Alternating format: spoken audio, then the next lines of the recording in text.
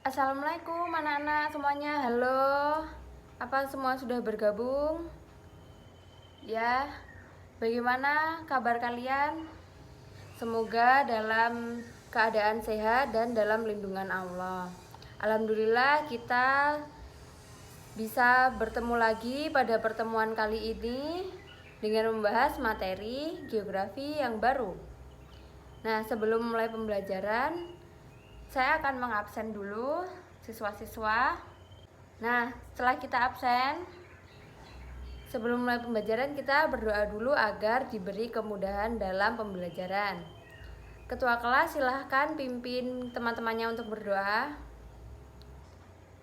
Alhamdulillah, berdoa selesai. Sebelum kita berlanjut ke materi, Ibu akan menyampaikan beberapa hal yang kita pelajari dalam materi kali ini. Kita akan pelajari materi KD 3.1, yakni memahami pengetahuan dasar geografi dan contoh penerapannya dalam kehidupan sehari-hari. Kita terkonsentrasi pada materi konsep esensial geografi beserta contohnya dalam kehidupan sehari-hari. Nah, sebelum mulai pembelajaran, Ibu akan memberitahukan mekanisme pembelajaran kali ini. Yang pertama, Ibu akan menyampaikan materi, kemudian kalian menganalisis fenomena yang terjadi, contohnya dalam kehidupan nyata terhadap materi tersebut. Nah, materi didiskusikan bersama kelompok kalian. Satu kelas dibagi menjadi beberapa kelompok yang isinya satu kelompok itu terdapat 3-4 anggota. Nah, sebelum kita beranjak ke materi, mari kita menentukan kelompok-kelompoknya lebih dahulu.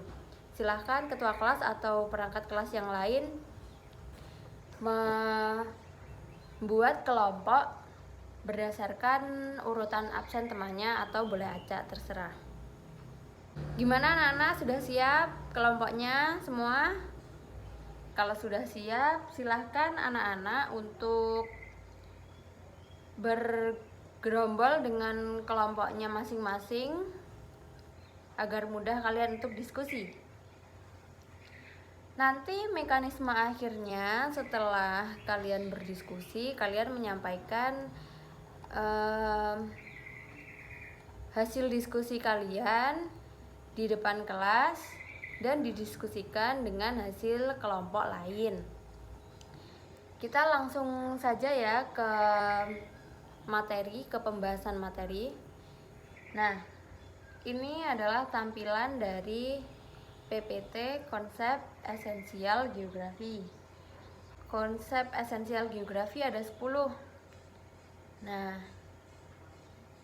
ini yang pertama adalah konsep lokasi yang mengacu pada kedudukan suatu objek di permukaan bumi. Lokasi dibedakan menjadi dua, yakni lokasi absolut dan lokasi relatif. Untuk lokasi absolut sendiri berarti kedudukan suatu objek berdasarkan posisi terhadap garis lintang, garis bujur yang terdapat pada sistem koordinat. Sedangkan lokasi relatif itu kedudukan suatu objek terhadap objek lainnya. Nah, ini adalah gambar dari contoh lokasi absolut di sebelah kiri dan lokasi relatif di sebelah kanan. Lokasi absolut bisa dilihat itu letak Indonesia terhadap garis astronomis atau sistem koordinat Indonesia. Sedangkan lokasi relatif ini bermaksud bahwa posisi permukiman penduduk di dekat stasiun memiliki akses atau jalan yang mudah. Nah, contoh lain, Kota Tarakan yang awalnya merupakan bagian dari Provinsi Kalimantan Timur. Nah, kemudian kota tersebut sekarang termasuk dalam provinsi wilayah Kalimantan Utara. Lokasi relatif ini juga mempengaruhi nilai suatu objek.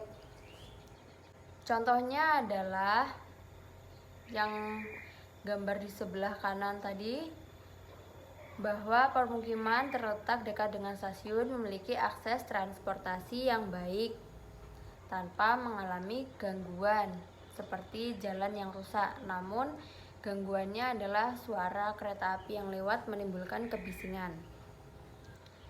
Nah, ini adalah penjelasan dari konsep yang pertama. Silahkan kalian berdiskusi dengan teman, dengan kelompok kalian untuk menentukan contoh fenomena lain dari konsep lokasi dan berikan alasan terhadap fenomena yang kalian pilih itu.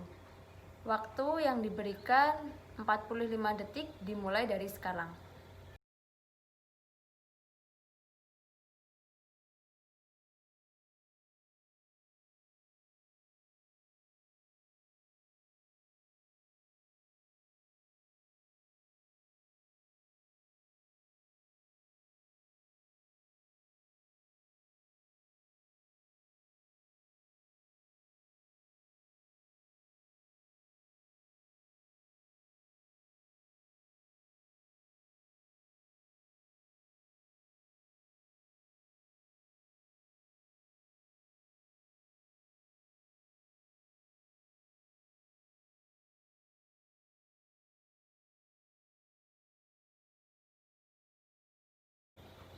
Ya, waktu untuk diskusi sudah selesai. Apakah kalian sudah menemukannya?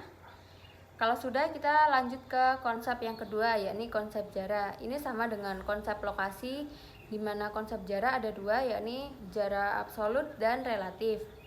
Konsep jarak menyatakan ruang yang terdapat di antara dua objek.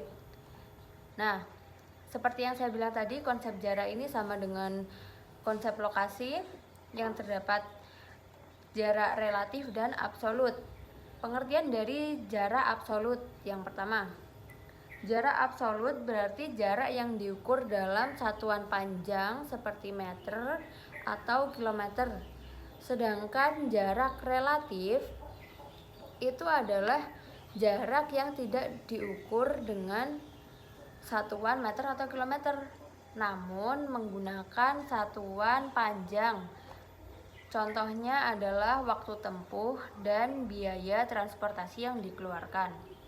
Nah, ini adalah contoh dari lokasi absolut dan lokasi relatif. Gambarnya di sebelah sini bisa kalian lihat. Yang pertama, jarak relatif itu menunjukkan bahwa perjalanan dari kota Bandung menuju kota Jakarta ditempuh dengan waktu 2 jam 57 menit. Nah, sedangkan jarak absolutnya lokasi kota Bandung dengan kota Jakarta itu terletak sekitar 118,40 km. Perbandingannya adalah kalau jarak absolut itu dengan satuan kilometer, sedangkan jarak relatif itu dengan satuan waktu. Nah, silakan kalian berdiskusi dengan temannya contoh dari konsep jarak ini terhadap lingkungan sekitar kalian yang kalian ketahui. Waktunya sama, 45 detik dimulai dari sekarang.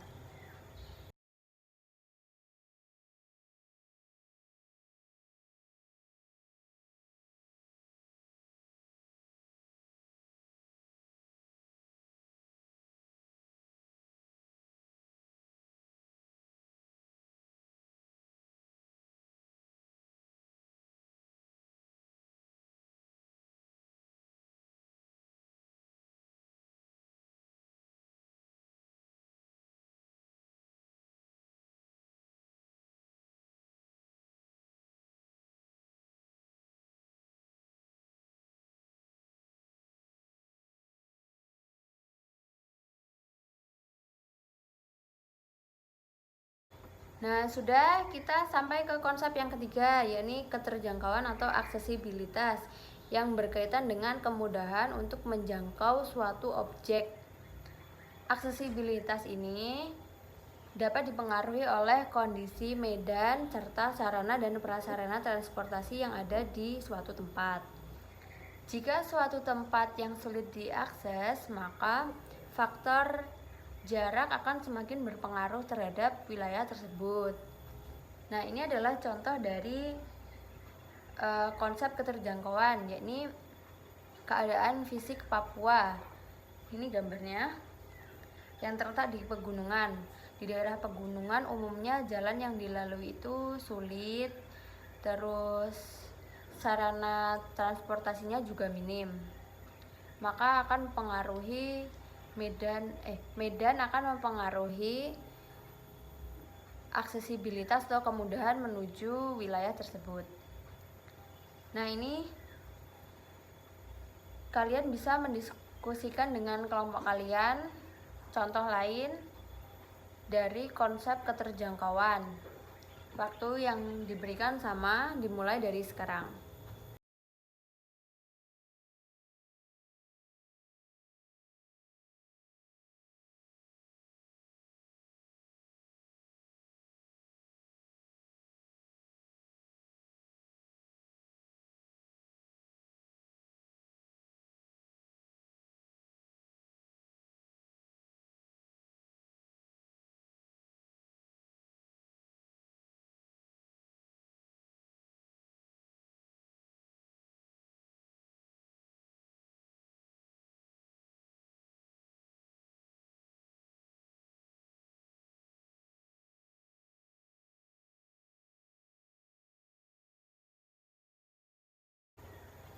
Bagaimana semuanya? Sudah selesai mencari contoh?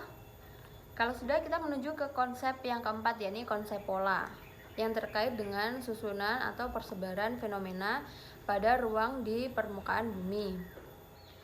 Pola-pola ini dapat diamati dan diinterpretasi serta merupakan hasil dari berbagai proses keruangan.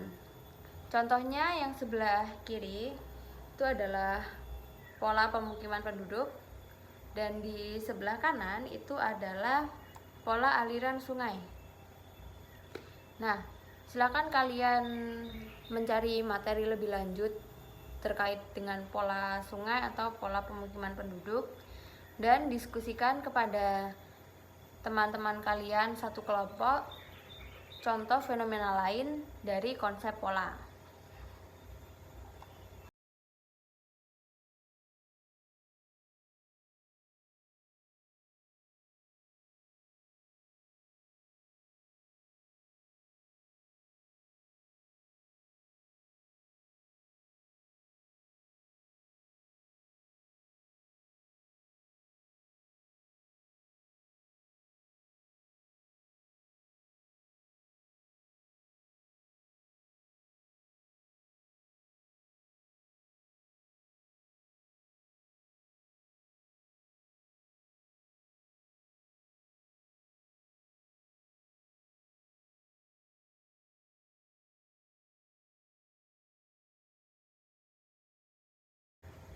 Kita menuju konsep yang kelima ya. Semuanya sudah selesai. Konsep yang kelima ini adalah konsep morfologi yang terkait dengan bentuk muka bumi akibat proses alam dan dipengaruhi pula oleh aktivitas manusia. Contohnya yang di sebelah kiri adalah bentuk muka bumi berupa gunung. Yang sebelah kanan itu bentuk muka bumi di daerah daratan, yakni persawahan. Nah, contoh lain morfologi yang terkait dengan erosi, penggunaan lahan seperti contoh gambar di sebelah kanan, dan jenis batuan serta hal-hal lainnya. Morfologi di suatu wilayah ini akan mempengaruhi keberadaan manusia. Contohnya penggunaan lahan. Seperti gambar di samping kanan, itu di daerah dataran rendah biasanya manusia memanfaatkan lahan untuk pertanian. Sedangkan di samping kiri, manusia memanfaatkan lahan di wilayah tersebut untuk hal perkebunan, contohnya kebun kopi, teh, dan menanam sayuran. Nah, silahkan kalian diskusi lagi bersama teman kalian dari contoh konsep morfologi ini yang bisa kalian amati di lingkungan sekitar kalian. Waktu yang diberikan sama.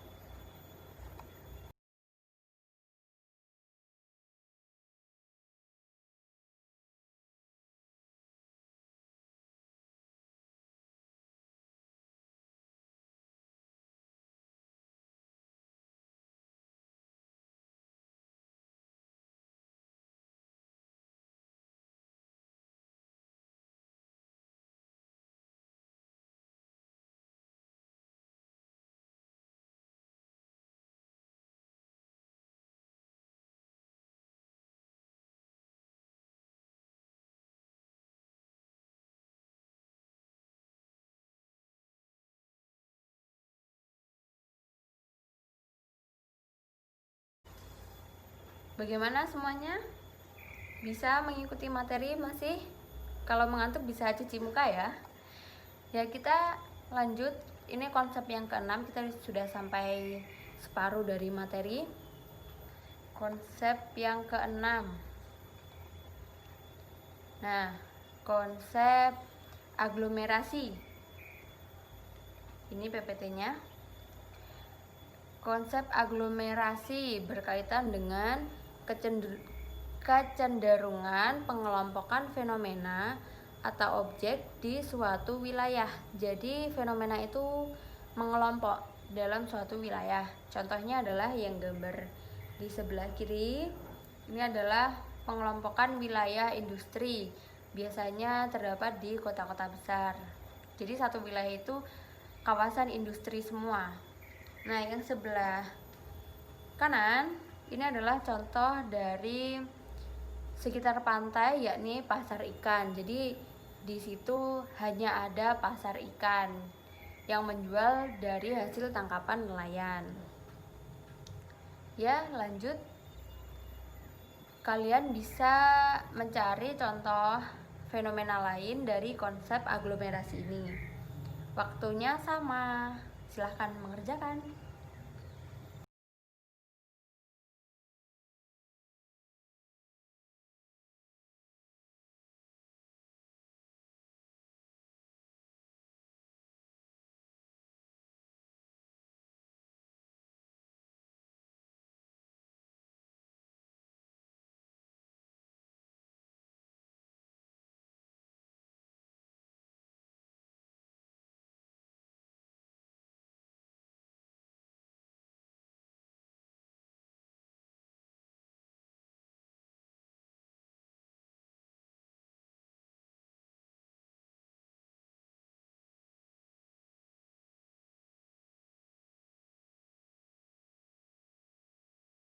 Bagaimana? Sudah semua?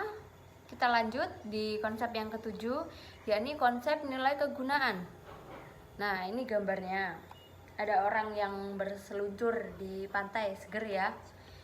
Nah, konsep nilai kegunaan ini terkait dengan manfaat atau kelebihan yang dimiliki oleh suatu tempat atau suatu wilayah.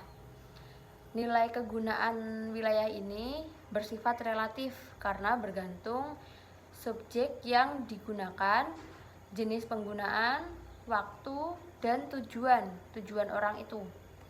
Contohnya seperti gambar di sini, orang berseluncur. Ini nilai kegunaan dari suatu wilayah, yakni pantai tersebut dapat digunakan untuk wisata. Nah, wilayah lautnya memiliki gelombang yang besar sehingga orang-orang bisa bermain selancar. Kemudian pantainya bersih, cocok untuk masyarakat yang ingin berlibur di sana. Lalu contoh lain adalah seperti wilayah dataran rendah yang digunakan untuk menanam padi, jagung, atau wilayah pertanian. Nah, selesai ini konsep yang ketujuh. Kalian bisa berdiskusi dengan temannya lagi terkait dengan konsep ini. dan contohnya dalam kehidupan sehari-hari.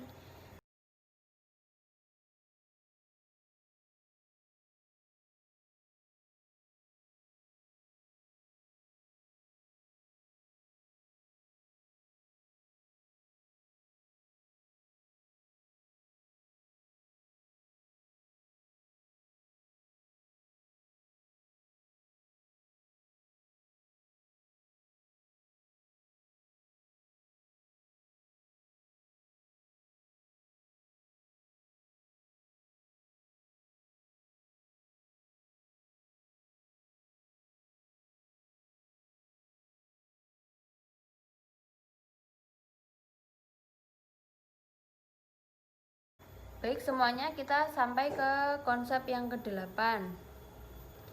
Konsep interaksi dan interdependensi yang berkaitan dengan kenyataan bahwa keberadaan suatu wilayah akan mempengaruhi wilayah lain. Dalam suatu wilayah tersebut tidak bisa memenuhi kebutuhan sendiri, makanya mereka melakukan interaksi terikat karena saling memenuhi kebutuhan. Nah, contohnya adalah gambar di sini. Itu menunjukkan interaksi antar wilayah, yakni wilayah pedesaan dan wilayah perkotaan. Wilayah desa dan kota memiliki keterkaitan di mana masyarakat desa menuju ke kota untuk mencari pekerjaan, sedangkan masyarakat kota akan berinteraksi dengan masyarakat desa terkait dengan kebutuhan seperti kebutuhan padi, beras, dan pangan-pangan tersebut. Nah, silakan kalian berdiskusi dengan temannya.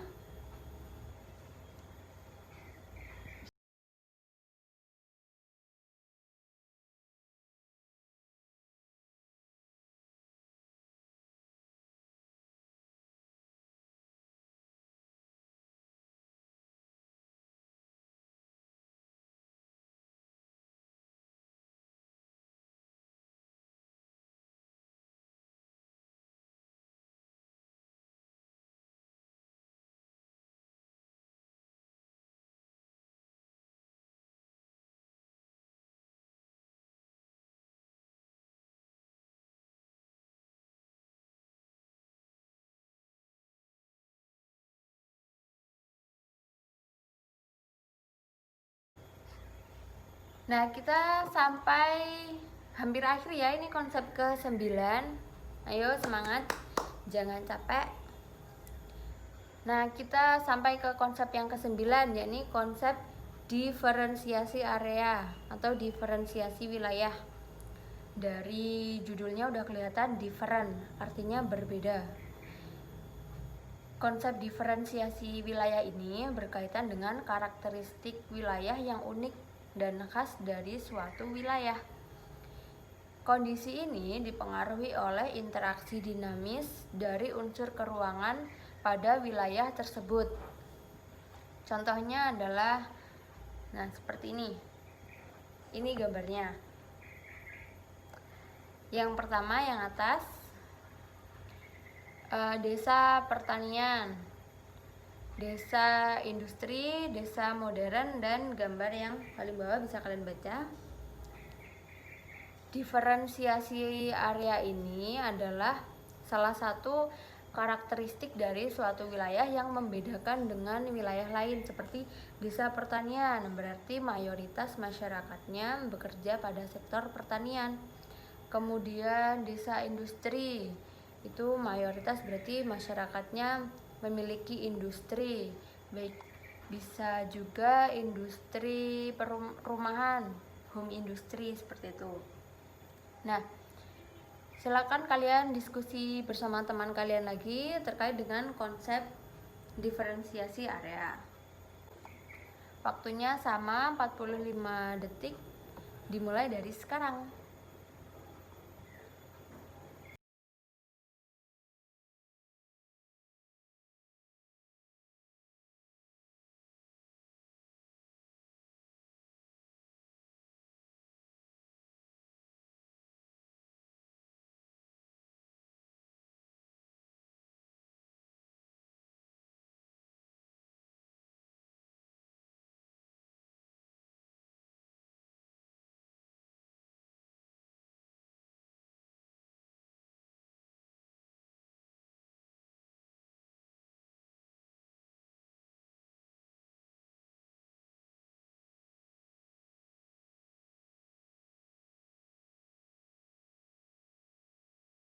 Gimana semuanya sudah ketemu dengan contoh fenomena yang terjadi pada konsep diferensiasi area?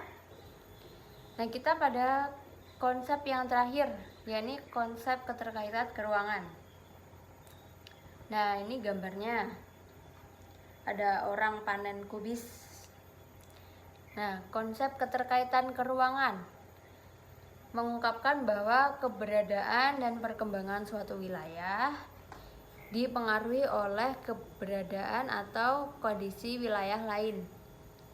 Keterkaitan ini menjelaskan hubungan fenomena di suatu wilayah. Contohnya seperti ini. Keterkaitan aktivitas manusia dengan aktivitas atau kondisi alam.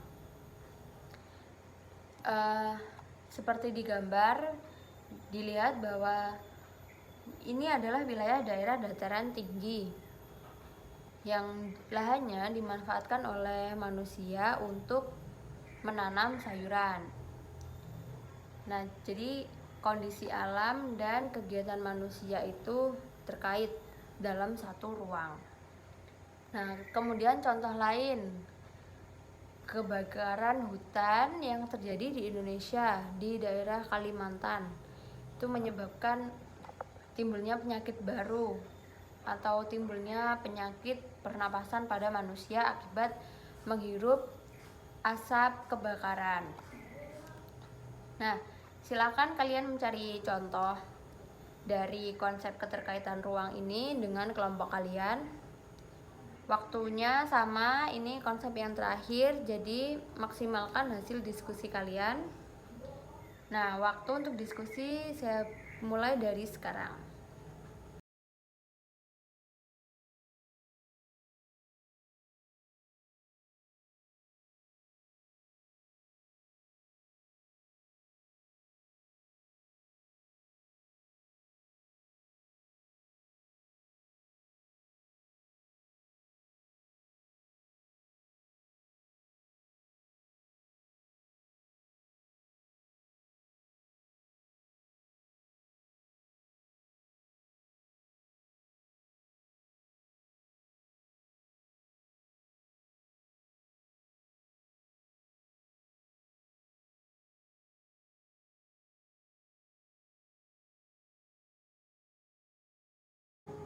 Ya, semuanya kita sudah selesai mendiskusikan 10 konsep geografi.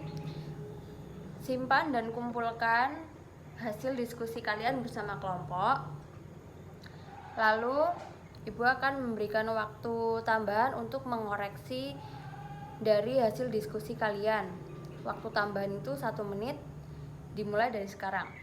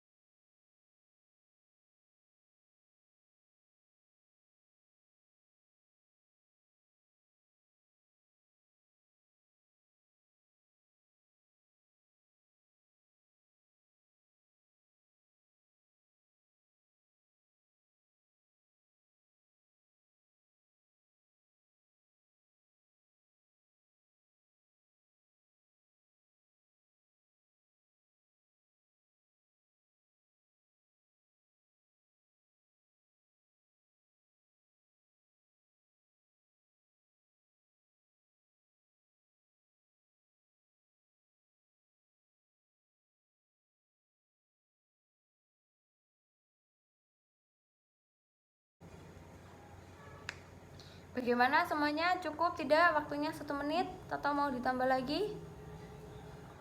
Ya, cukup segitu aja. Pasti kalian sudah bekerja maksimal, dan meskipun jawabannya nanti salah atau kurang tepat, tidak apa-apa, namanya juga belajar.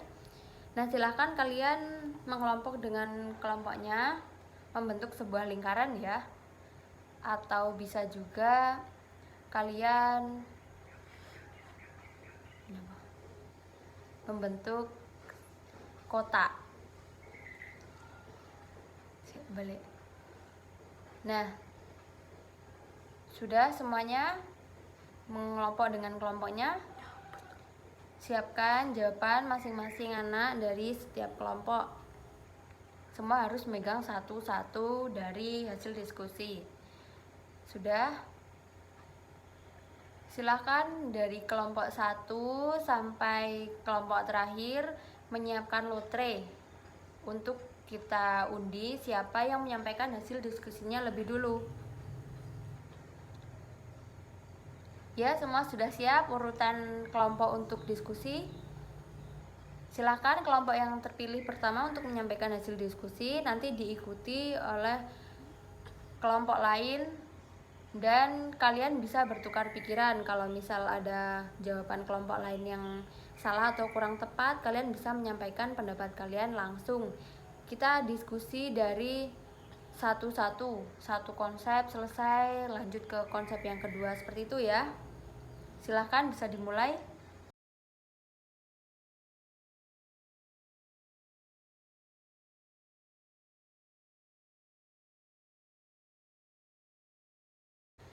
Ya, diskusi semua kelompok sudah selesai. Sekretaris kelas atau ketua kelas bisa menyampaikan kesimpulan dari konsep geografi yang kita pelajari hari ini. Nah, sebelum mengakhiri pembelajaran, evaluasi untuk pembelajaran kali ini. Yang pertama, tidak semua siswa aktif dalam pembelajaran. Jadi ada yang pasif. Diharapkan untuk pembelajaran ke depan semua aktif mengikuti pembelajaran ya. Karena ini juga untuk kalian sendiri. Kalian cari ilmu kan untuk kalian sendiri. Terus kelompok yang dipilih juga bisa lebih menyebar lagi, jadi rata nanti semuanya. Maksudnya yang malas jangan sama yang malas, yang pintar jangan sama yang pintar, jadi semua dibagi rata agar hasilnya nanti maksimal. Nah, untuk pembelajaran selanjutnya lagi diharapkan semua aktif itu lagi ya dalam pembelajaran. Nah, sebelum kita mengakhiri pembelajaran kali ini, kita akhiri pembelajaran dengan berdoa agar semua yang kita pelajari hari ini bisa masuk dalam otak. Ketua kelas silahkan pimpin berdoa.